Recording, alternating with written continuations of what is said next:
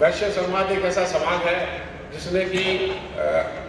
खाली पैसा ही नहीं अर्जित करते परंतु पूरे समाज का एक संरक्षण करते हैं। जैसे मैंने कहा कि कल्चरल लेवल पे, धार्मिक लेवल पे सारे घरों में अपने यहाँ कुछ ना कुछ ऐसा कार्यक्रम होते हैं जिससे कि जितने भी साधु समाज है, जितने भी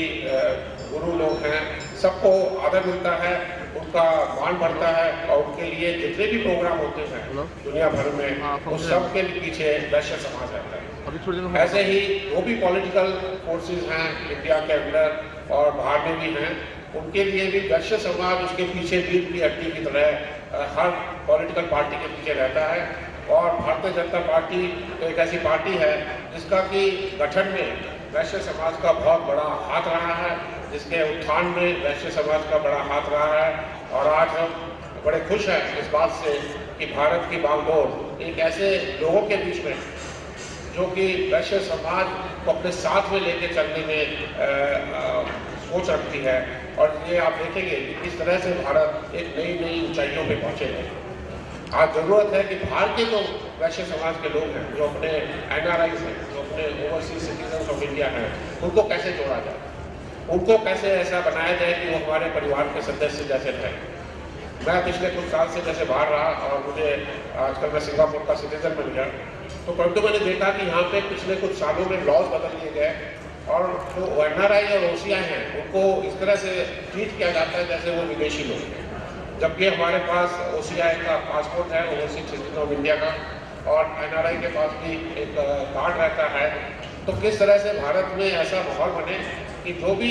हमारे परिवार हैं, जो कुछ लोग बाहर हैं, कुछ लोग घर में हैं, उनको तोड़ा ना जाए। यदि परिवार का एक सदस्य बाहर है और एक सदस्य भारत में है, तो उनकी पूरी जो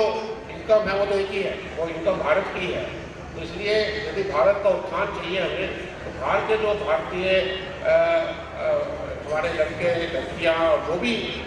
लोग बाहर बसे हैं, उनको मैं रामदास जी से कहूँगा कि ऐसा ये लॉ में चेंज आना चाहिए कि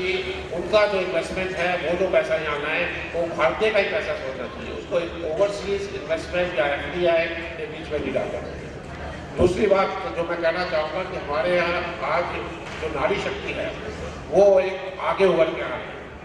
आज की हमारी जो लड़कियाँ हैं, लड़के हैं, तो पहले लड़कियों को इतना एजुकेशन नहीं दी जाती थी, उनको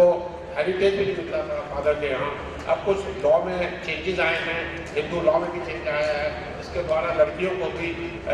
अपने फादर के या अपने फैमिली के हेरिटेज में हिस्सा मिलता है। इस समय जरूरी है कि लड़कियों को बारे में सोचा जाए। अभी मेरी मिसेस उत्तर जी से बात हो रही थी तो उन्होंने मुझे कहा कि ऐसा माहौल बनना चाहिए जिसके कि हमारे यहाँ जो नया एक युग आया है जिसमें कि नारी शक्ति स्पेशली जो